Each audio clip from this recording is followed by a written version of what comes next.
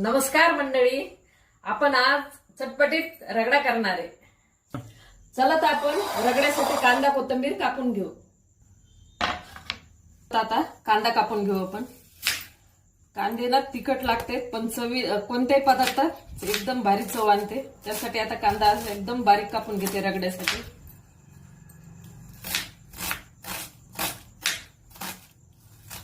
आता आपण टोमॅटो कापून घेऊ।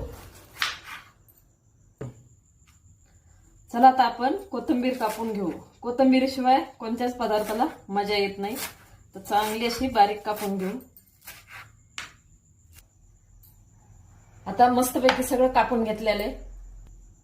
आता आपण कुकर मधून वाटाणे शिजवलेले आणि बटाटे टाकले होते ते काढून घेऊ। हे मी कुकरच्या डब्यामध्ये वाटाणे शिजायला टाकले होते, छान शिजलेत। 2 बटाटे शिजवले, त्याच्यात थोडा दालचिनीचा तुकडा टाकला होता आणि हळद आणि मीठ टाकलं होतं। आपण आता थोडंसं याला मॅश करून घेऊ, वाटाण्याला आणि बटाट्याला।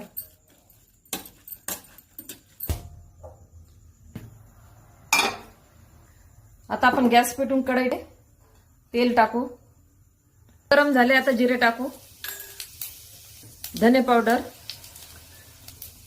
चाट मसाला, गरम मसाला, मिरची पावडर, थोडंसं हिंग। आता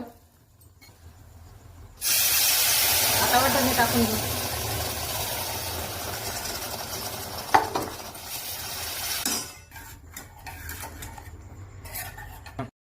अर्धा चमचा मीठ टाकू। आधी पण आपण वाटाण्याला मीठ टाकलं होतं शिजवताना।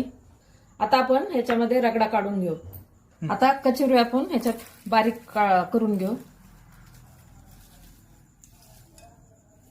आता कचोरीवर आपण रगडा टाकून घेऊ।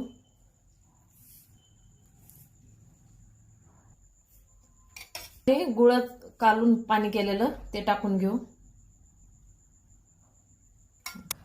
आता कांदा टाकू, टोमॅटो, कोथिंबीर,